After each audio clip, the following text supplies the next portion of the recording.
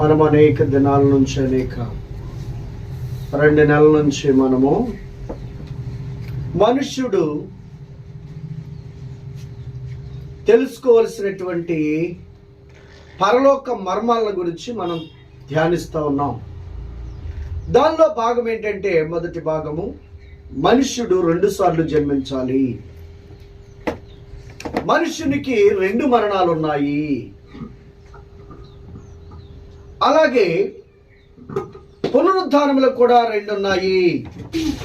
మానవ జీవితంలో మనం తెలుసుకోవాల్సిన సత్యము, మానవునికి శరీర సంబంధమైనటువంటి జననం ఎలా ఉందో, ఆత్మ సంబంధంగా కూడా ఒక మనుష్యుడు జన్మించాలి అని, అలాగే శరీర సంబంధంగా ఒక మనుష్యుడు ఎలా చనిపోతాడో ఆత్మ సంబంధమైనటువంటి మరణం కూడా ఉన్నదని, అలాగే మానవ జీవితంలో మనుషుడు గ్రహింపని 3వ సత్యం ఏమిటంటే, మనుషుడు ఎప్పుడు చనిపోయినా మరలా తిరిగి లేస్తాడు. మరణము లేని జీవి ఏదైనా ఉన్నది అంటే అది భూమి మీద ఒకే ఒక జీవి, దేవుని స్వరూపి అయిన మనుష్యుడు. దేవునికి మరణము లేదు, దేవుని స్వరూపములున్న మనిషి కూడా మరణము లేదు. ఎందుకంటే దేహము మట్టి నుండి తీయబడినది కాబట్టి ఈ దేహము మట్టిలో కలిసిపోతుంది. దేవుని నుండి ఈ దేహములోనికి పంపించబడినటువంటి ఆత్మ మాత్రం మరణము లేనిటువంటి మహిమ శరీరముతో యుగయుగాలు తరతరాలు జీవించే ఉంటుంది. ఇది మానవుడు తెలుసుకోవాల్సిన సత్యము. పునరుత్థానాలు కూడా 2 ఉన్నాయి. చనిపోయిన ప్రతి మనిషి కూడా తిరిగి లేస్తాడు. అయితే దానిలో మొదటి పునరుత్థానములో యేసు ప్రభునందు విశ్వాసం ఉంచిన వారు, ఆయన రక్తములో కడగబడినటువంటి వారు, ఆ క్రూర మృగం యొక్క ప్రతిమనైనను, దాని పేరైనను, దాని క్రియలైనను వారి జీవితంలో జరిగించకుండా చిరస్థాపనము చేయబడిన వారు, సువార్త ప్రకటించుండగా, సాక్ష్యములు చెప్పుచుండగా చంపబడినటువంటి వారు, హతసాక్షులైన వారు, వీళ్ళందరూ కూడా పరిశుద్ధులను, ప్రభు రక్తములో కడగబడి తమను తాము హృదయములను శుద్ధి చేసుకున్న వారు, వీళ్ళందరూ మొదటి పునరుద్ధానములో తిరిగి లేస్తారు. ఇక 2వ పునరుద్ధానములో గనులు మొదలుకొని అల్పుల వరకు భూమి మీద మరణించినటువంటి, భూమి మీద మానవ జాతి ఉద్భవించిన నాట నుండి ఈనాటి వరకు, లేదా ప్రభు వచ్చు పర్యాంతం వరకు ఎంతమంది చనిపోయారో వాళ్ళందరూ కూడా తిరిగి లేస్తారు. వారి వారి క్రియలు చొప్పున ప్రతి వారికి కూడా తీర్పు తీర్చబడుతుంది. ఇలా మనము 2 జననముల గురించి, 2 మరణముల గురించి, 2 పునరుత్థానముల గురించి తెలుసుకున్నాం. ఇప్పుడు 2 నిత్యమైనటువంటి స్థలాలు లేదా 2 నిత్యమైనటువంటి జీవితాలు ఉన్నాయని తెలుసుకోబోతున్నాం. దానిలో మొదటిది పరలోకం. ఈ పరలోకం అనేది ఎక్కడుంది? పరలోకం అనేది ఎలా ఉంది? పరలోకం అనేది ఎంతుంది? అక్కడ ఇళ్ళున్నాయా? అక్కడ మనుషుల నివాసం ఉంటుందా? అక్కడ ఎలాంటి జీవితం జీవిస్తున్నారు? ఇవన్నీ కూడా మన ముందు ఉన్నటువంటి ప్రశ్నలు. పరలోకం ఎక్కడుంది? మహాకాశములు దాటిన తర్వాత మహాసూర్యుడైనటువంటి మహాదేవుడు అత్యున్నతమైన సింహాసనం మీద ఆసీనుడై ఉంటారట. మహాకాశములు దాటి మనకు కనపడేది ఆకాశం, దాని తర్వాత ఉండేది మధ్యాకాశం, ఆ తర్వాత మహా ఆకాశం. ఆ మహా ఆకాశము దాటిన తర్వాత పరలోకం ఉంటుంది. ఆ పరలోకములో ప్రభు ఆసీనులై ఉంటారు. అత్యున్నతమైన సింహాసనం మీద ఆయన ఆసీనుడైనటువంటి అద్వితీయ సత్యదేవుడు. అయితే మరది అక్కడేముంటుంది? భూమి మీద మట్టి ఉంది, భూమి మీద చెట్లు ఉన్నాయి, భూమి మీద చక్కగా మరి రకరకమైనటువంటి జంతువులు ఉన్నాయి, పక్షులు ఉన్నాయి. మరి అక్కడ కూడా ఉంటాయా? అంటే అక్కడ కూడా ఉంటాయా? రవి గారు చెప్పట్లా. అసలు అక్కడ ఎలా ఉంటుంది? ఏమేమి ఉంటాయి? సూర్యుడు ఉంటాడా? చంద్రుడు ఉంటాడా? నక్షత్రాలు ఉంటాయి అక్కడ కూడా? ఆకలి దప్పులు ఉంటాయా? ఇవన్నీ కూడా మనము తెలుసుకోబోయేటటువంటి గొప్ప మర్మాలు. ఒకసారి మనము పరిశుద్ధ గ్రంథంలో 21వ అధ్యాయము 9వ వచనం నుండి మనం చూసినట్లయితే పరలోకం యొక్క ఛాయను దేవుడు ఇక్కడ మనకి బయలుపరిచారు. పరలోకంలో నుండి ఒక పట్టణాన్ని భక్తుడైనటువంటి యోహాను గారికి చూపించి అది ఎలా ఉందో, అది ఏమై ఉందో చక్కగా ఆయన ఈ భూమి మీద ఉన్న మనకు ఎవరైతే చూడకుండా ఉన్నామో వారికి చూపించటానికి, వారికి బయలుపరచడానికి, వారికి బోధించటానికి దేవదేవుడు తన సేవకుడైనటువంటి యోహాను గారిని ప్రేమించి శరీరములో బ్రతికుండగానే ఆత్మవశుడై పరలోకానికి వెళ్ళినప్పుడు పరలోకములో ప్రభు ఈ గొప్ప పరలోక సంబంధమైన విషయాలన్నింటినీ ఆయనకి చూపించి వాటిని భూమి మీద రాసి మనకు అందించారు. కనుక ఆ భాగాన్ని ఇప్పుడు మనం చదువుకుందాం. 21వ అధ్యాయము ప్రకటన గ్రంథము 9వ వచనం నుండి. అంతటా కడపటి 7 తెగుళ్లతో నిండిన 7 పాత్రలు పట్టుకొని ఉన్న 7 7 దేవదూతలతో ఒకడు వచ్చి 7 దేవదూతల్లో ఒకడు వచ్చి ఇటు రమ్ము పెండ్లి కుమార్తెను అనగా గొర్రెపిల్ల యొక్క భార్యను నేను చూపెదనని నీకు చూపెదనని నాతో చెప్పి ఆత్మవశుడై ఉన్న నన్ను ఎత్తైన గొప్ప పర్వతం మీదకి తీసుకొని పోయి యెరూషలేము అను పరిశుద్ధ పట్టణం దేవుని మహిమ గలదై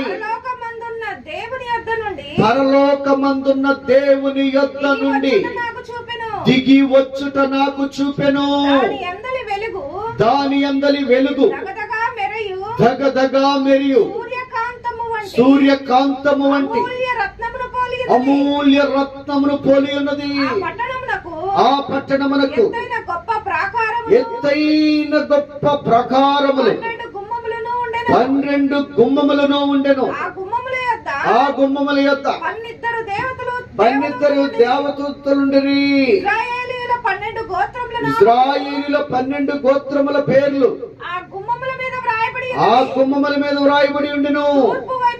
తూర్పు వైపున 3 గుమ్మములను, ఉత్తర వైపున 3 గుమ్మములను, దక్షిణ వైపున 3 గుమ్మములను,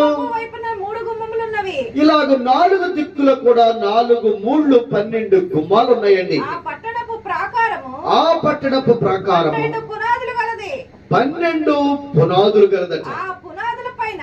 ఆ పునాదుల పైన గొర్రెపిల్ల యొక్క 12 అపోస్తుల 12 పేర్లు కనబడుచున్నవి.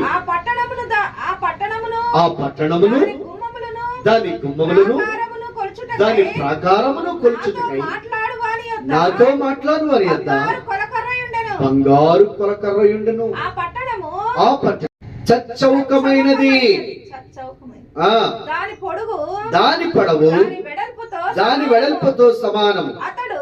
అతడు ఆ కొలకర్రతో పట్టణమును కొలువగా దాని కొలత 750 కోసులయను. దాని పొడవును ఎత్తును వెడల్పును సమముగా ఉన్నది. మరియు అతడు ప్రాకారమును కొలువగా అది మనుష్యుని కొలత చొప్పున 144 మూరలైను. ఆ కొలత దేవదూత కొలతయే. ఆ పట్టణ ప్రాకారము సూర్యకాంతములతో కట్టబడి పట్టణం స్వచ్ఛమగు స్ఫటికముతో సమానమైన శుద్ధ సువర్ణమయమై ఉన్నది.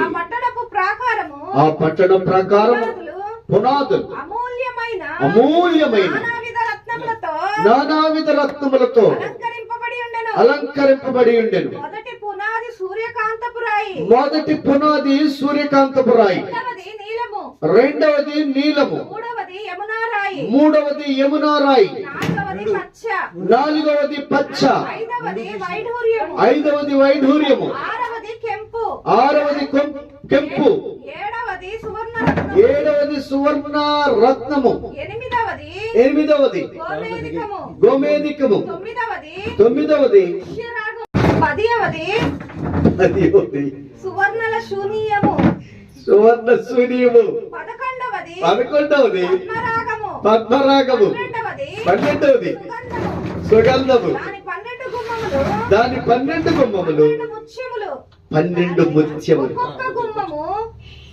ఒక్కొక్క గుమ్మము ఒక్కొక్క ముత్యముతో కట్టబడి ఉన్నది. ఒక్కొక్క ముత్యముతో కట్టబడి ఉంది. పట్టణపు రాజవీధి పట్టణపు రాజవీధి శుద్ధ సువర్ణమయమై శుద్ధ సువర్ణమయమై స్వచ్ఛమైన స్ఫటికమును పోలి ఉన్నది. స్వచ్ఛమైన స్ఫటికమును పోలి ఉన్నది. దానిలో ఏ దేవాలయమును దానిలో ఏ దేవాలయమును లేదు, కనపడలేదు. కనబడలేదు. సర్వాధికారి అయిన దేవుడు, సర్వాధికారి అయిన దేవుడును ప్రభువును గొర్రెపిల్లయు గొర్రెపిల్లయు దానికి దేవాలయమై ఉన్నాడు. దానికి దేవాలయమై ఉన్నారు. ఆ పట్టణములో ప్రకాశించుటకై సూర్యుడైనను చంద్రుడైనను దానికి అక్కర్లేదు. దేవుని మహిమయే దానిలో ప్రకాశించుచున్నది. గొర్రెపిల్లయే దానికి దీపము. జనములు దాని వెలుగునందు సంచరించెదరు. భూరాజులు తన మహిమను దానిలోనికి తీసుకొని వస్తారు. అక్కడ రాత్రి లేనందున దాని గుమ్మములు పగటి వేళ ఏ మాత్రమును వేయబడవు. జనములు తమ మహిమను ఘనతను దానిలోనికి తీసుకొని వచ్చేదరు. గొర్రెపిల్ల యొక్క జీవ గ్రంథం రాయబడిన వారే దానిలో ప్రవేశింతురు గాని నిషిద్ధమైనదేదైనను అసహ్యమైన దానిని అబద్ధమైన దానిని జరిగించువాడైనను దానిలోనికి ప్రవేశింపలేడు. చాలు. చూడండి, ఇక్కడ మనం గమనించినట్లయితే ప్రియులరా, పరలోకము నుండి ప్రభు యొద్ద నుండి ఒక పట్టణం దిగొచ్చిందట భూమి మీదకి. ఆ పట్టణాన్ని పరవశుడైనటువంటి యోహాను గారు చూశారట. పరలోకం ఎక్కడుందనేది మనం చూసుకున్నాం. ఎక్కడుందది? మహాకాశములు దాచిన తర్వాత పరలోకం అనేది ఉన్నది. ఎలా ఉంది పరలోకం? ఎలా ఉంటుంది అని అంటే, భూమి అయితే గుండ్రంగా బలపరుపుగా ఉందని మనం చెప్తాం. కానీ ఇక్కడ ఎత్తు పల్లాలు ఉంటాయి, కొండల లోయలు ఉంటాయి. కానీ అక్కడ అలా ఉండదట. దాని పొడవు, దాని వెడల్పు, దాని ఎత్తు సమానమైనటువంటి రీతిలో ఉండిద్దట. అంటే అక్కడ ఎత్తు పల్లాలు ఏమి ఉండవు. అర్థమైందా? సమభూమి.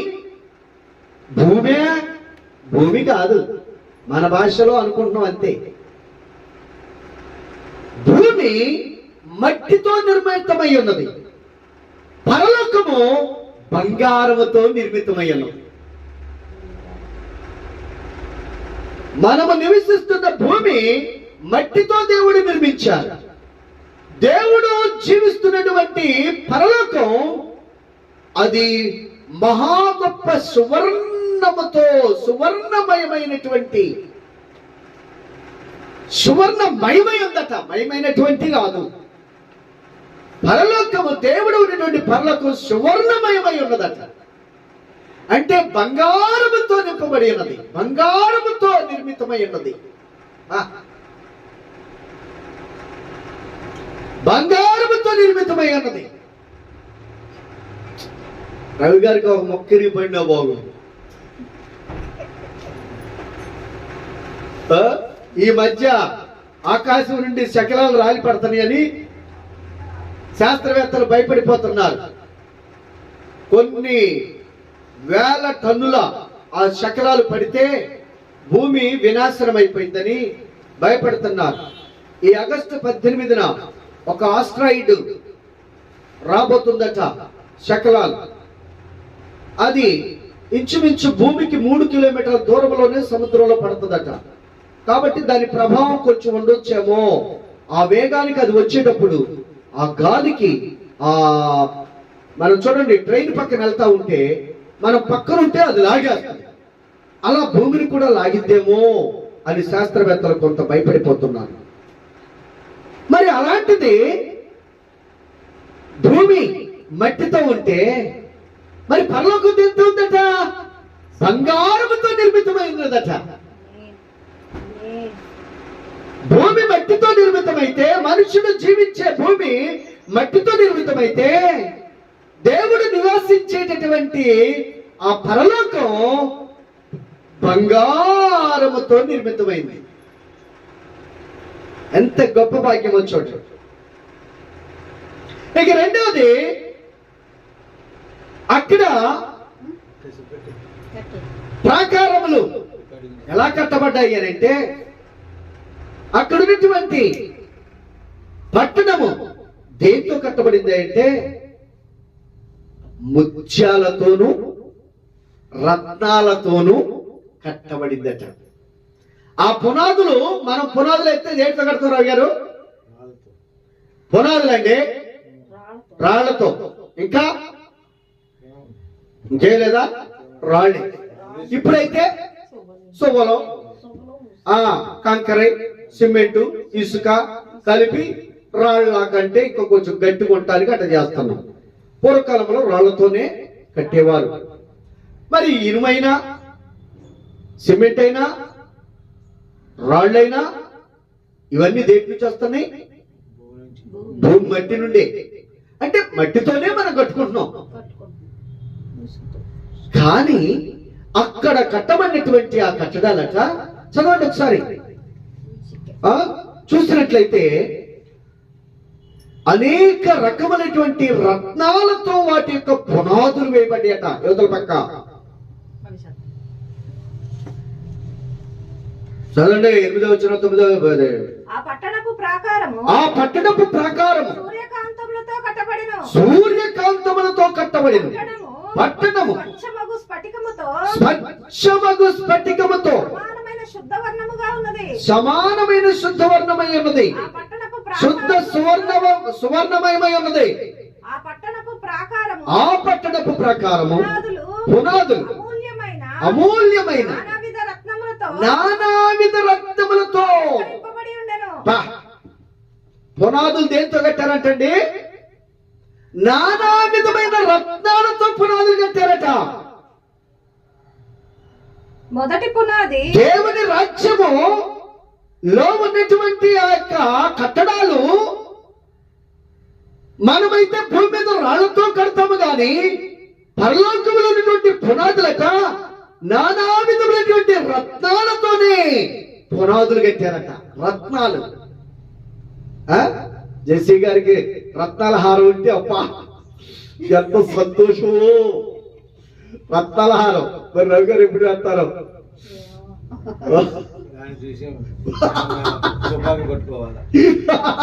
తుపాకులు పట్టుకొని ఉండాలి చూసారా. కానీ పరలోకంలో చూస్తారట, పరలోకంలో అసలు పునాదులు నానా విధములైనటువంటి రత్నాలతో కట్టారట. అంటే ఎంత విలువైందో చూడండి. ఒక రత్నం విలువ ఇక్కడ ఎంతో కోట్ల విలువ. కానీ అక్కడ కట్టబడినటువంటి ఆ కట్టడాలన్నీ రత్నాలతోనే కట్టారట. మనకున్నట్టు ఇంత రత్నాలు కాదు.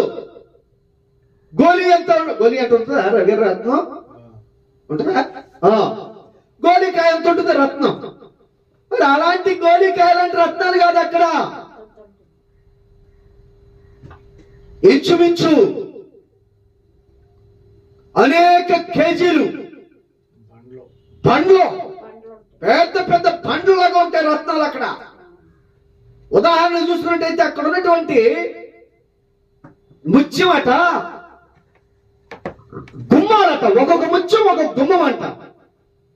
ఒక్కొక్క ముత్యమే ఒక గుమ్మం అంట. అక్కడ ఇప్పుడు మనం చెక్కతో గుమ్మాలు తయారు చేస్తున్నాం, లేదా సిమెంట్ తో గుమ్మాలు తయారు చేసుకొని పెట్టుకుంటున్నాం. కానీ అక్కడ ఒక్కొక్క ముత్యమే ఒక గుమ్మముగా చెక్కబడిందట. ముత్యమే ఒక గుమ్మం అంటే ఎంతుంటే అసలు అది ఒక గుమ్మంలాగా చెక్కబడింది. ఇంచుమించు 6 అడుగులు అనుకుందాం సపోజ్ కి, అది కనీసం 7 అడుగులు ఉండాలి కదా. అసలు ముత్యాలంతో అండి జెస్సీ గారు, ముత్యాలంతో చెప్పండి. చిన్నగంటే చింత గింజ ఉందో, పెసర గింజ అంతా, కంది గింజ అంతా,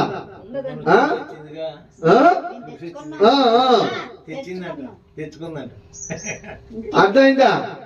జొన్న గింజ అంతా, కంది గింజ అంతా, పెసర గింజలంతా ఉంటాయి ముత్యాలు. ప్రియులరా, అలాంటిది పరలోకములో ఉన్న ముత్యం ఎంత ఉంటుంది అంటే 7 అడుగులు ఎత్తు,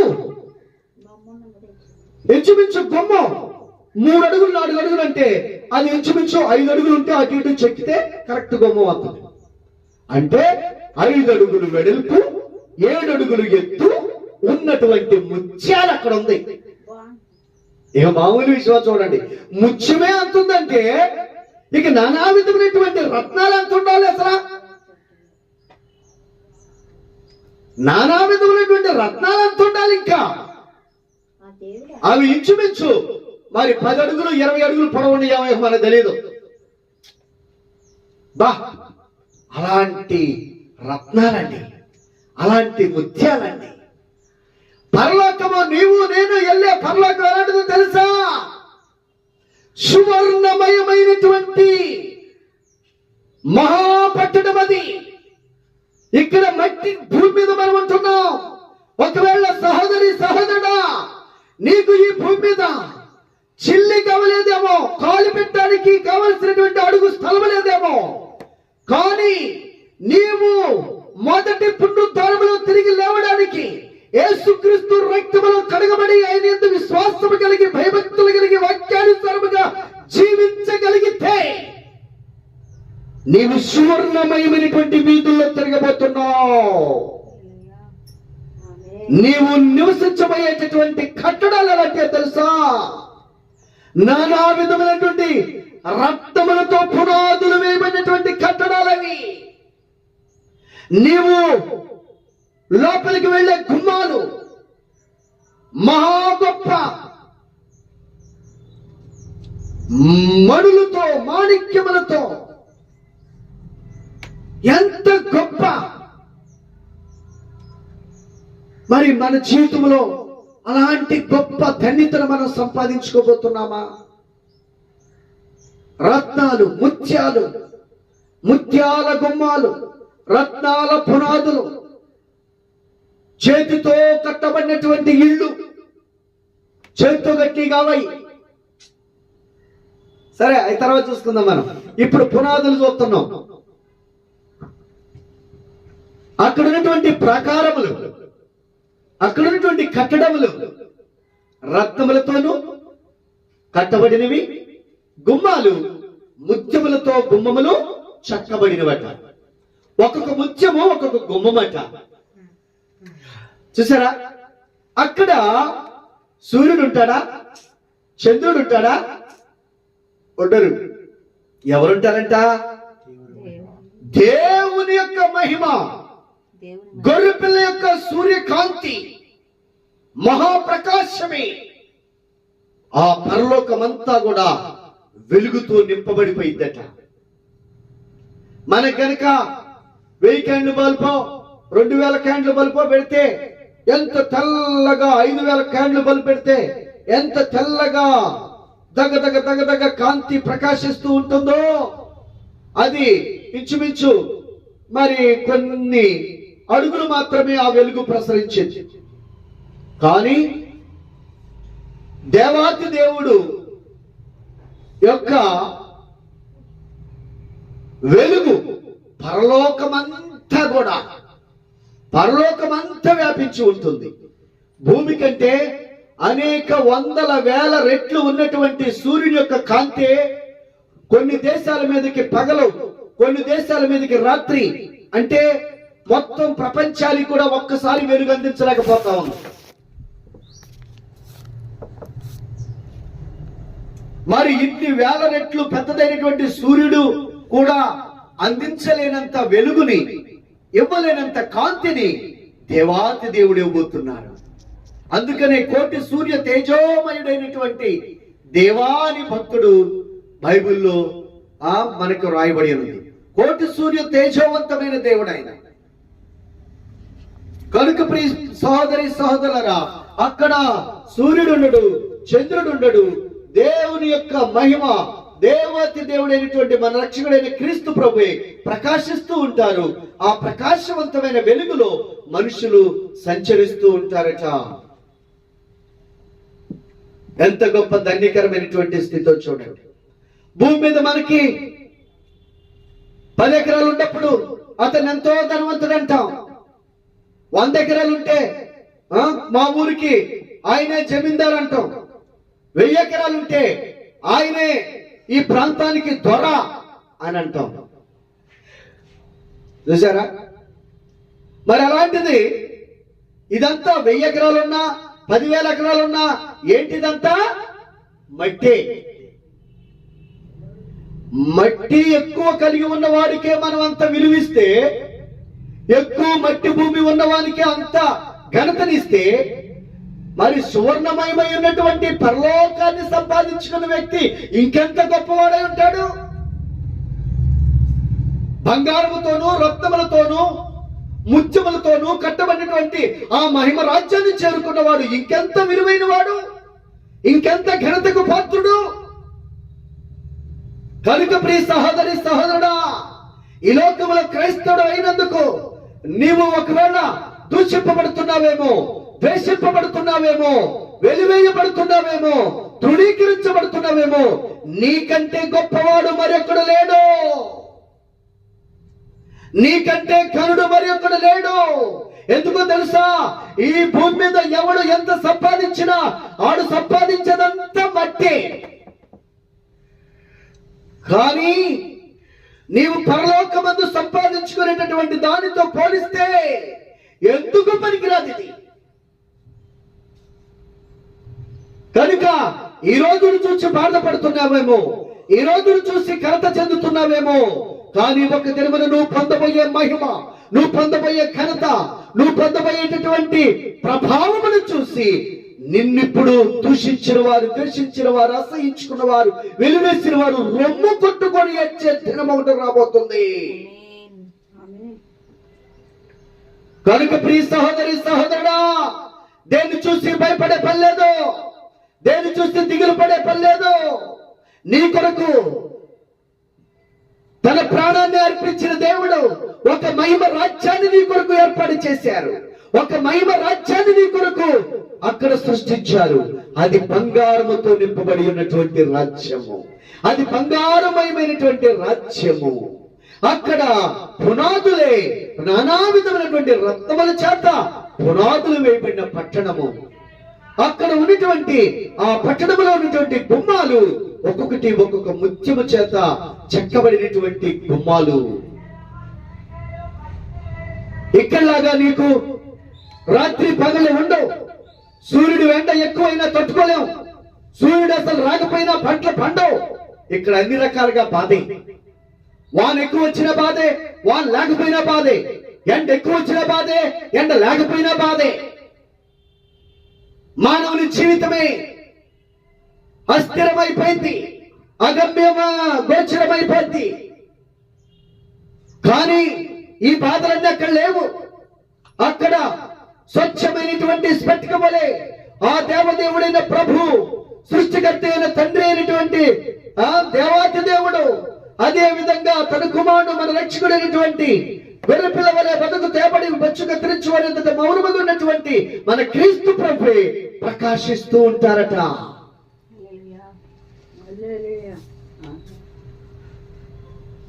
కనుక ప్రియ సహోదరి సహోదరులారా, అక్కడ ఆలయాలు లేవట, అక్కడ దేవాలయం ఉండదట. ఎవరు మరి? దేవుడైనటువంటి ప్రభు, మన రక్షకుడైనటువంటి క్రీస్తు ప్రభు దేవాలయమై ఉంటారట. బా, అదేంటండి వాళ్ళు దేవాలయం అంటే? భూమి మీద దేవుడి నివాసము చేయటానికి దేవుడు నిర్మించుకున్న దేవాలయమే మానవ దేహం. మీ దేహములు మీ సొత్తు కాదు. మీ దేహములు దేవుడు విలువ పెట్టి కొన్నారు కనుక మీ దేహములతో దేవుణ్ణి మహిమపరచుడి. మీ దేహములు దేవుని చేత కొనబడినవి కనుక అవి దేవునికి పరిశుద్ధాత్మకు ఆలయమై ఉన్నదని మీరు ఎరుగరా? ఏంటంటే చేసే మన దేహములు దేవునికి ఆలయమై ఉన్నదట. చదవండి. అందుకని దేవుడు అంటారు, సజీవ యాగముగా మీ దేహములను దేవునికి సమర్పించుడి. కొరింథీయులకు రాసిన పత్రికలోనేమో మీ దేహములు దేవునికి ఆలయమైనదని మీరు ఎరుగరా? అది దేవుడు నివాసం చేసే మందిరమని మీకు తెలియదా అని అంటాడు. ఆ తర్వాత రోమీయులకు రాసిన పత్రిక 12వ అధ్యాయంలో చూస్తే మీ దేవునికి మీ దేహములను సజీవ యాగముగా సమర్పించుడి అని అంటారు. చూడండి ఒకసారి ఆ మాట చదవండి. అక్కడ ఇంకో మాట ఉంటుంది, ఇక ఇహలోక మర్యాదను అనుసరింపక అని ఉంటుంది. చదవండి రావు గారు. రోమీయులకు రాసిన పత్రిక 12వ అధ్యాయం మొదటి నుంచి.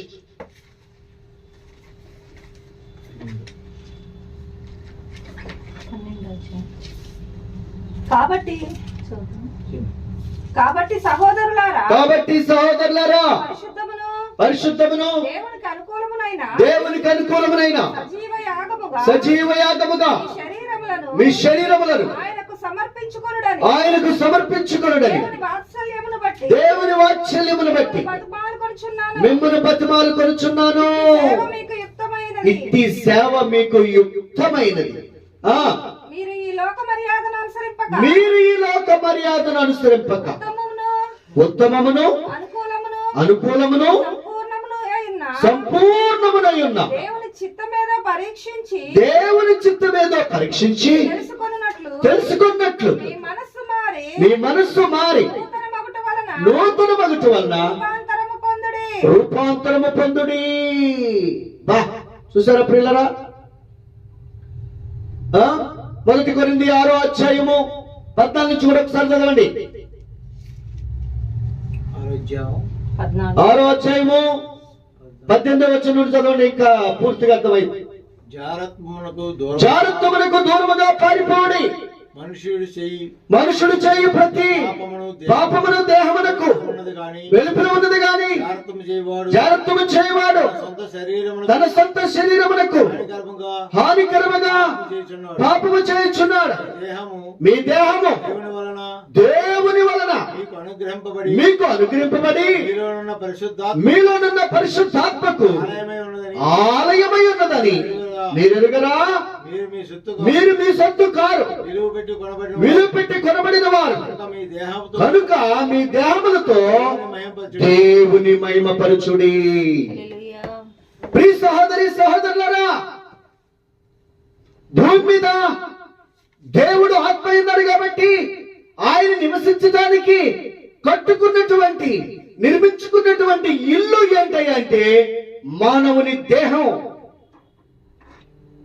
అందుకే నేను అంటున్నారు, మీ దేహములు దేవుని వల్ల మీకు అనుగ్రహించబడి ఉన్నది మీరు ఎరుగురా?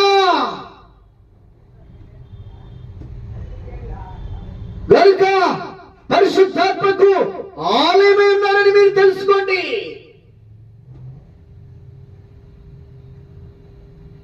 పరిశుద్ధాత్మ దేవుడు నివాసము చేయటానికి ఆయన కట్టుకున్న ఆలయం మానవ దేహం. మనం కట్టుకునే ఆలయాలు మనం కూడి ఆరాధించడానికి మాత్రమే. కానీ దేవుడు నివసించేటటువంటి దేవుడి నివాసము చేయటానికి భూమి మీద కట్టుకున్న ఆలయం మానవ దేహం.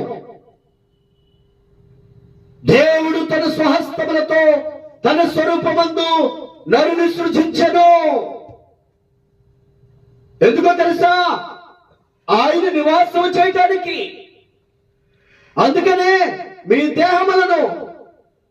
దేహముతో దేవుని మహిమపరచుడి, మీ దేహములను సజీవ యాగముగా దేవునికి సమర్పించుకొనిడి. శరీరము జాగ్రత్త నిమిత్తము కాదు గాని.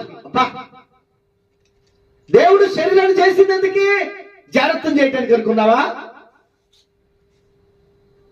ఈ లోక మర్యాదల కొరకు ఆ భర్తని భార్యని చేసుకొని వాళ్ళతో సంసారం చేసి పిల్లలకి అంటానికైనా అనుకుంటున్నావా? శరీరం అంటే అక్కడ ఏమన్నాడు? రోమిలకు రాసిన పత్రికలు ఏమన్నారు? ఈ లోక మర్యాదను అనుసరింపక. చదవండి త్వరగా. జెస్సీ గారు స్పీడ్గా ఉండాలి. మీరు ఈ లోక మర్యాదను అనుసరింపక ఉత్తమమును అనుకూలమును ఉత్తమమును అనుకూలమును సంపూర్ణమయ్యున్న దేవుని చిత్తమేదో పరీక్షించి తెలుసుకున్నట్లు మీ మనస్సు మారి నూతన మగుట వలన రూపాంతరము పొందుడి. దేని విషయంలో మనసు మారాలి? దేని విషయంలో నూతన పరచబడాలి? ఏది దేవునికి సంపూర్ణమైనటువంటి సేవ? ఏది దేవునికి ఆనందకరమైనటువంటి అర్పణ? ఏది దేవుడు కోరుకున్నటువంటి సమర్పణ అనంటే మన దేహములను సజీవ యాగముగా దేవునికి సమర్పించుటే ఆయన కోరుకున్నటువంటి సేవ. ఆయన నివసించటానికి మన దేహములను ఆలయముగా ఆయన కోరుకున్నారు. కనుక ఈరోజు భూమి మీద నీకు ఏమీ లేకపోయినా పరిశుద్ధ హృదయాన్ని నువ్వు కలిగి ఉంటే, మంచి మనస్సాక్షి, శుద్ధ హృదయము, మంచి మనస్సాక్షి నువ్వు కలిగి ఉండి దేవుడి నివాసము చేసే మందిరముగా ఉంటే నీకంటే ఘనుడు మరి ఒకడు లేడు, నీకంటే మహిమ పొందేవాడు మరి ఒకడు లేడు. ఈ భూమి మీద మహాధనవంతులుగా పిలువబడుతున్న మరి ఉండవచ్చే గాని వారు ఒక దినమున వీటన్నింటినీ విడిచిపెట్టిన మరుక్షణం వారు ఎందుకు పనికిరానటువంటి వారు, ఏమీ లేనటువంటి వారు, కడు పేదల కంటే భయంకరమైనటువంటి నిరుపేదలుగా నిలవబడేటటువంటి స్థితిలో ఉంటారు వాళ్ళు. కానీ నీవు బంగారుపు వీధుల్లో తిరగబోతున్నావు. మహిమ ఘనతలు కలిగినటువంటి మహాదేవుడి యొక్క సింహాసనం ఎదుట నిలబడబోతున్నావు. యుగములు తరతరములు పరిశుద్ధుల యొక్క సమూహముతో పరలోకములో నివసించబోతున్నావు. ఎంత గొప్ప నీకు, ఎంత ఘనత నీకు. కనుక భూమి మీద ఎవరైతే తమ దేహములను పవిత్రముగా కాపాడుకొనుచు ఈ లోక మర్యాద ప్రకారము కాక, ఈ లోకములన్న జారత్వ వ్యభిచారముల కొరకే కాక, తమ దేహములను దేవుని ఆలయములని పరిగణించి తమ దేహములను దేవుడు నివాసము చేసే మందిరములుగా ఎవరైతే దేవునికి సంపూర్ణముగా సమర్పించుకుంటారో పరలోకములో ఉన్న దేవాలయమైన ఆయన దేహములో నీవు నివాసము చేసే భాగ్యము నీకు దొరికింది. భూమి మీద నీ దేహమనే ఆలయములో దేవుడు నివసించడానికి నీవు అవకాశం ఇస్తే, నీవు స్థలం ఇస్తే, పరలోకములో దేవాలయమైనటువంటి దేవుని దేహములో నీవు నివాసము చేసే భాగ్యము నీకు దొరుకుతుంది. కనుక ప్రియ సహోదరి సహోదరుడా, ఈ మహా గొప్ప భాగ్యాన్ని నువ్వు సంపాదించుకోవాలి. ఈ మహా గొప్ప ధన్యతను నువ్వు స్వతంత్రించుకోవాలి.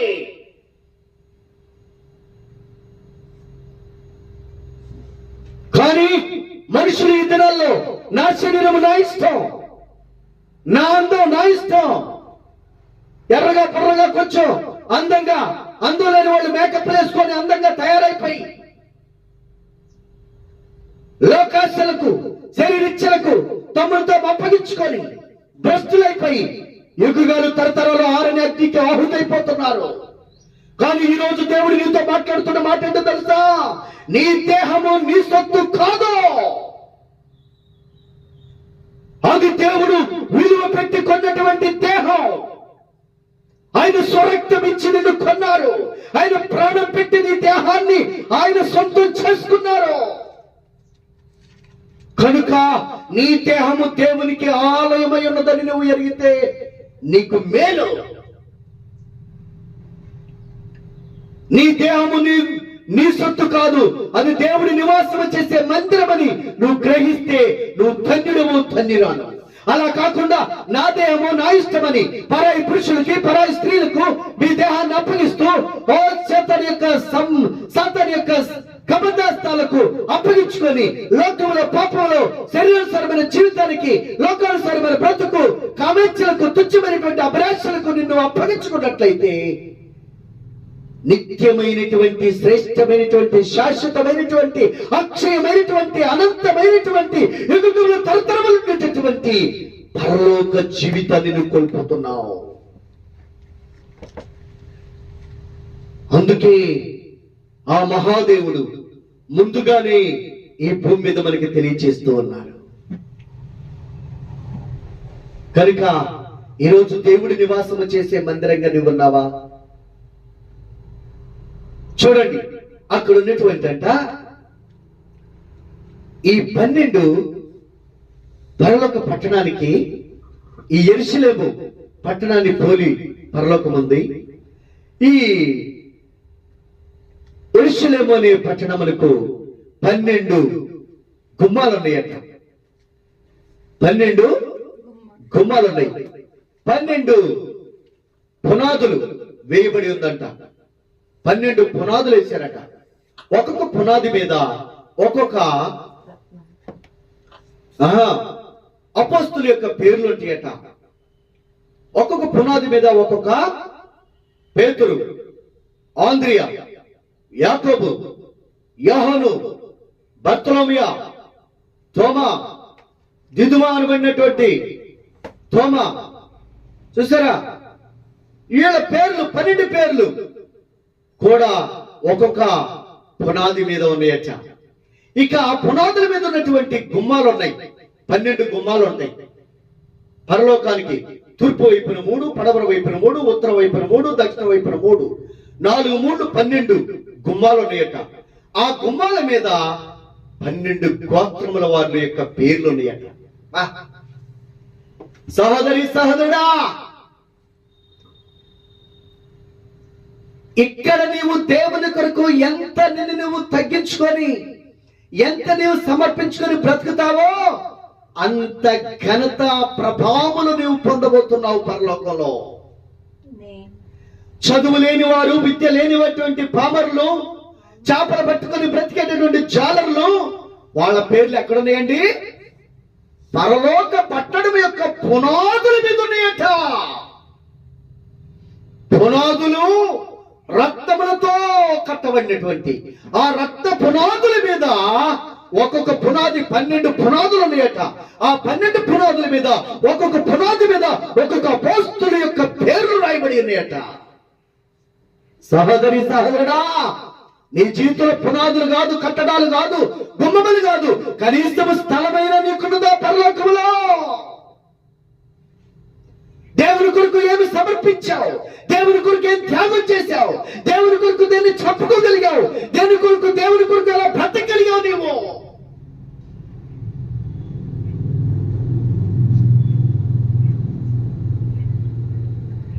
ఆ 12 గుమ్మముల మీద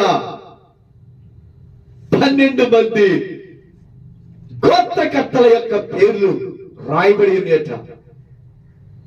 12 గోత్రకర్తలు ఎవరండి? 12 గోత్రకర్తలు ఎవరు? 12 గోత్రాలు ఎవరి? ఇశ్రాయేలు యొక్క కుమారులు, యాకోబు కుమారులు 12 మంది. ఇశ్రాయేలు ప్రజలు 12 గోత్రముల వారు, వాళ్ళ పేర్లు ఉన్నాయట ఒక్కొక్క గుమ్మ మీద. మొదటి వాడు రూబేను. చూడండి, రెండో వాడు షిమ్యోను, దాను. ఆదికాండము 49వ అధ్యాయం. రవి గారు అసలు బైబిల్ చదవక మమ్మల్ని ఎంత ఇబ్బంది పెడుతున్నారు. లేకపోతే టక టక టక టక టక టక చెప్పేసేయాలా? చదవండి. 3వ వచనం నుంచి చదవండి. రూబేను కాడ నుంచి, రూబేను మొదటి కుమారుడు. రూబేను, రూబేను నీవు నా పెద్ద కుమారుడవు, నీవు నా పెద్ద కుమారుడు. నా శక్తియు. రూబేను తర్వాత ఇంకా పేరు షిమ్యోను, దాను, తర్వాత యాకోబు, కాదు తర్వాత యువతల 5వ వచనంలో ఉంటుంది. యూదా, యూదా తర్వాత షిలోహు, షిలోహు తర్వాత జెబులూను, జబులూను, ఇశ్శాఖారు, ఇస్సాకారు, దాను, దాను, అషేరు, ఆషేరు, నఫ్తాలి, నఫ్తాలి, యోసేపు, యోసేపు తర్వాత బెన్యామీను. చివరిలో ఉంటుంది, చివరి అధ్యాయం 22లోనో ఏమో బెన్యామీను. మొత్తం 12 మంది. ఈ 12 గోత్రములు రూబేనుది ఒక గుమ్మం ఉంటుంది. ఆయన బిడ్డలు, ఆయన సంతానం అంతా ఆ గుమ్మం గుండా లోపలికి వెళ్ళిపోతారు. తర్వాత షిమ్యోను, ఆ షిమ్యోను తన గుమ్మం గుండా తన యొక్క బిడ్డలు వేసుకొని ఆయన వెళ్ళిపోతారు.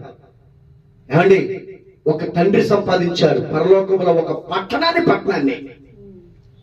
ఎవరా తండ్రి? యాకోబు. ఒక రాత్రంతా పెనుగులాడాడు, ఒక రాత్రంతా దేవుని సందులో కోచాడాడు, ఒక రాత్రంతా దేవునితో పోరాడాడు. పోరాడి ఏం సంపాదించాడు అనుకున్నావు? పరలోకములో యెరూషలేము అనే మహాపట్టణాన్ని, దేవుని యొక్క మహాపట్టణములో ఆయన స్వాస్థ్యాన్ని సంపాదించుకున్నాడు. ఒక తల్లిగా, ఒక తండ్రిగా నీవే సంపాదిస్తున్నావు. నీ బిడ్డలకి నువ్వు సంపాదించి పెట్టేది ఏంటి? పాపమా, శాపమా, మరణమా, లేక నిత్య జీవమైన పరలోకమా? యాకోబు తన జీవితంలో మోసగాడే, అబద్ధికుడే, అక్రమకారుడే, అన్యాయస్తుడే. కానీ ఒక రాత్రంతా తన పాపం నిమిత్తము పశ్చాత్తాపడి ప్రభు దీవించేంత వరకు, ఆశీర్వదించేంత వరకు, పరలోకములో స్వాస్థ్యాన్ని అనుగ్రహించేంత వరకు పోరాడి గెలిచాడండి. ఈరోజు నువ్వు పోరాడుతున్నావా? ఈరోజు నువ్వు పోరాడుతున్నావా? ఈరోజు నువ్వు ప్రార్థిస్తున్నావా? పరలోకములో నీ కొరకు, నీ బిడ్డల కొరకు వాళ్ళ స్వాస్థ్యాన్ని సంపాదించుకోబోతున్నావా లేదా? ఒక్కసారి నిన్ను పరిశీలన చేసుకొని ప్రభు సన్నిధిలో ప్రార్థన చేసుకుందాం. ప్రభు సన్నిధిలో కొద్ది నిమిషాలు ప్రార్థన చేసుకుందాం. వచ్చే వారం దేవుని చిత్తమైతే ఇంకా పరలోకముల గురించి లోతైన మర్మాలను మరలా తెలుసుకుందాం. కనుక మనము శాశ్వతమైనటువంటి స్థలము, శాశ్వతమైనటువంటి రాజ్యము పరలోకము. ఈ శాశ్వతమైనటువంటి రాజ్యములోనికి మనం వెళ్ళబోతున్నాం. ఇది మట్టితో ఉన్నటువంటి భాగము కాదు. భూమి మట్టితో నిర్మితమైనది గాని పరలోకము బంగారముతో నిర్మితమైనది. భూమి మీద ఉన్నటువంటి కట్టడాలు, ప్రాకారాలు అన్ని కూడా రాళ్లతో కట్టబడుతున్నాయి. గాని అక్కడైతే అనేక రకాలైనటువంటి రత్నాలతో కట్టబడి ఉన్నాయి. ఇక్కడ గుమ్మాలు చక్కెరతోనూ కట్టబడి ఉండవచ్చు, గాని బంగారముతోనూ, వెండితోనూ, ఇంకా రకరకాలుగా మనం ఏదో పోత కొంచెం అక్కడ కొంచెం అక్కడ కొంచెం వేసుకోవచ్చు. ఇక్కడ మనకుండే గుమ్మాలన్నీ సిమెంట్ గుమ్మాలు లేక చెక్క గుమ్మాలు మనం పెట్టుకుంటున్నాం. కానీ అక్కడైతే ముత్యాలతో చెక్కబడినటువంటి ఒక్కొక్క ముత్యమే ఒక్కొక్క గుమ్మముగా చెక్కబడిందంట. కనుక సహోదరి సహోదరుడా, అలాంటి మహిమ రాజ్యములో అక్కడ సూర్యుడుండడు, చంద్రుడుండడు. దేవుడైనటువంటి మన రక్షకుడైనటువంటి దేవుడైన ప్రభు, మన రక్షకుడైన క్రీస్తు మాత్రమే అక్కడ ప్రకాశిస్తూ ఉంటారు. అక్కడ ఆలయము దేవుడే అయి ఉన్నారట. కనుక సహోదరి సహోదరుడా, భూమి మీద నువ్వే దేవునికి ఆలయం. భూమి మీద నీ దేహములో దేవునికి చోటిస్తే, భూమి మీద నీ దేహాన్ని దేవుని ఆలయముగా నువ్వు దేవునికి సమర్పించగలిగితే, పరలోకములో దేవుడి ఆలయమైన తన దేహములో నీకు స్థానమైపోతున్నారు ఆయన, నీకు స్థలమైపోతున్నారు ఆయన. కనుక ఒక్కసారి పరిశీలన చేసుకో. భూమి మీద నీ హృదయంలో, నీ యొక్క దేహములో దేవునికి స్థానమైపోతున్నావా? దేవునికి స్థలమైపోతున్నావా? లేక పాపానికి, లోకానికి, సాతానికి స్థలమైపోతున్నావా? ఒక్కసారి పరిశీలన చేసుకో. నీ యొక్క శరీరము సాతానికి అప్పగించి నీ ఈ శరీరము పాపానికి అప్పగించి పాపానికి శాపానికి సాతానికి స్థలం ఇచ్చినట్లయితే ఆరని అగ్నికి నువ్వు ఆహుతైపోతున్నావు. కానీ నిన్ను సృష్టించిన దేవునికి, నిన్ను నిర్మించుకున్నటువంటి దేవదేవునికి, ఆ యొక్క మహా గొప్ప రక్షకుడికి నీ హృదయములో నీ దేహములో స్థానమిస్తే పరలోకములో ఆయన దేహములో యుగములు తరతరములు ఉండే జీవితాన్ని ఇవ్వబోతున్నారు. ఇక్కడ నువ్వు బ్రతికే కొద్ది కాలము నువ్వు దేవుడికి స్థలమిస్తే ఆయన అనంతమైనటువంటి తరతరాలు యుగాలు కోటాను కోట్ల సంవత్సరాలు ఆయన దేహం అనే ఆలయములో నీకు స్థానం ఇవ్వబోతున్నారు, నీకు స్థలం ఇవ్వబోతున్నారు, నీకు నివాసం ఇవ్వబోతున్నారు. కనుక ఆ గొప్ప భాగ్యాన్ని నువ్వు సంపాదించుకుంటావా? ఆ గొప్ప ధన్యకరమైన జీవితం నీకు కావాలని ఆశిస్తున్నావా? ఒక్కసారి పరిశీలన చేసుకుని ప్రార్థన చేద్దాం. పరిశుద్ధుడు వెళ్ళు తండ్రి, ప్రేమ కలిగిన ప్రభువా, దయగలిగిన రాజా, నీ పాదాలకే స్తుతులు స్తోత్రాలు నాయనా. మీ వాక్యాన్ని బట్టి మీకు వందనాలు, మీ జీవజలప మాటలను బట్టి మీకు స్తోత్రాలు, మీ పరలోకం యొక్క నా తండ్రి మర్మాలను బట్టి మీకు స్తోత్రాలు. భూమి మీద మాకు బోధిస్తున్నటువంటి నాయన ఈ గొప్ప బాధను బట్టి మీకు స్తుతులు స్తోత్రాలు చెల్లిస్తున్నాం. యాకోబు నాయన ఒక్క రాత్రంతా పెరుగులాడాడు, రాత్రంతా గోజాడాడు. మీరు కొట్టిన నరాలు పగిలిపోయినా, నరాలు కట్టయిపోయినా ఆయన మానలేదు ప్రభువా. మీరు దీవిస్తే తప్ప, మీరు ఆశీర్వదిస్తే తప్ప, పరలోకములో నాకు స్వాస్థ్యం ఇస్తే తప్ప నేను నిన్ను విడిచిపెట్టుకొని మీ పాదాల దగ్గర గోజాడాడు ప్రభువా. అలాంటి పశ్చాత్తాప ప్రార్థన, అలాంటి ఒప్పుకోలు ప్రార్థన, అలాంటి పాపాన్ని విడిచిపెట్టే ప్రార్థన, అలాగూ దేవుని మీద ఆధారపడే ప్రార్థన, అలాంటి దేవుని యొక్క స్వాస్థ్యాన్ని సంపాదించుకునేటటువంటి పోరాట పటిమ ప్రభా మాకును దయచేనాయన, మాకును దయచేనాయన. దయగల తండ్రి, నీ పాదాలు పట్టుకుని ఉంచున్నాము. అయ్యో ఆ పరలోకములో నాయన చదువు రానిటువంటి వారు, ఈ లోకంలో ఎందుకు పనికిరాని వారు, అయ్యో చేపలు పట్టుకుంటేనే జీవనం కొనసాగుతా, లేకుంటే పస్తులు పడి ఉండేవారు, పరలోకపు పునాదులే వాళ్ళ పేర్లు కట్టబడి అంట ప్రభా. నాయనా ఎలాంటి ఆధిక్యత, ఎలాంటి నాయన మహిమ, ఎలాంటి ప్రభావాలతో పోస్తులు నింపుతున్నావు నాయన. అయ్యో ఆనాడు యాకోబు చేసిన ప్రార్థన బట్టి తన బిడ్డలైనటువంటి 12 గోత్రముల వారికి 12 గుమ్మాలను పరలోక పట్టణములో నిర్మించావంట నాయన. ఆ గుమ్మాల గుండా తన బిడ్డలు వారు కుటుంబాలుగా ప్రవేశించి యుగాలు తరతరాలు మీతో ఉండబోతున్నారు నాయన. మరి మా పరిస్థితి ఏంటి ప్రభువా? మరి మా బ్రతికి ఏంటి నాయన? మరి మా జీవితాలు ఏంటి ప్రభువా? ప్రభు మీ రక్తములో మమ్మల్ని కడగండి నాయన. ప్రభు మీ పరిశుద్ధ పుణ్య రక్తముతో మమ్మల్ని పవిత్రపరచండి నాయన. అయ్యో నీ బిడ్డలుగా బ్రతికే భాగ్యం ఇచ్చే నాయన. యేసు ప్రభువా, భూమి మీద కొద్ది కాలము బ్రతికిన కొద్ది కాలంలో మా హృదయంలోనికి మీరు రండి ప్రభువా. మమ్మల్ని మీ స్వాధీనపరచుకోండి నాయన. మా శరీర జీవులు మీ స్వాధీనం నాయన. మా ఆత్మ జీవ శరీరము మీ ఆధీనంలో ఉంచుకోండి ప్రభువా. మీ అధికారము కింద పరిపాలించండి ఆయన. మీరు నివాసం చేసే మందిరములుగా మమ్మల్ని మార్చండి నాయన. తండ్రి మీరు కృప చూపించండి. అప్పుడే కదా యుగములు తరతరములు నాయన పరలోకములో ఆలయమైనటువంటి మీ హృదయములో మేము నివసించగలము నాయన. ఆలయమైనటువంటి మీ దేహంలో మేము జీవించగలము నాయన. ఆ కృపను మాకు దయచేయండి అయ్యా. ఆ భాగ్యాన్ని మాకు ప్రసాదించు నాయన. తండ్రి నీ కృపలో ప్రతి బిడ్డను జ్ఞాపకం చేసుకొని విడిపించి రక్షించి ఈ ప్రార్థన చేయించున్న ప్రతి బిడ్డ పాపాన్ని ఒప్పుకొని పశ్చాత్తాపడి పరలోకం కావాలని ఆశిస్తున్న ప్రతి బిడ్డ విషయంలో మీ శక్తిని పంపించి మీ ఆత్మ చేత విడిపించి రక్షించి మీ రాజ్యానికి వారసులుగా చేసి మహిమ ఘనత ప్రభావాలు పొందమని యేసు క్రీస్తు వారి యొక్క సర్వశక్తి కలిగిన నామమున దీనముగా ప్రార్థించి వేడుకొనుచున్నాను తండ్రి, ఆమేన్. మన తండ్రి అయినటువంటి దేవుని యొక్క దీవెన, కుమారుడైన యేసుక్రీస్తు వారి కృప, పరిశుద్ధ ఆత్మ తండ్రి యొక్క అన్యోన్య సహవాసం ఎక్కడున్న మనకును ఆశించిన ప్రతి బిడ్డకును తోడుగా ఉండి విడిపించబడి రక్షించబడినట్లు పరిశుద్ధాత్మ నడిపించి మహిమ ఘనత ప్రభావములైన పొందునుగాక. ఆమేన్.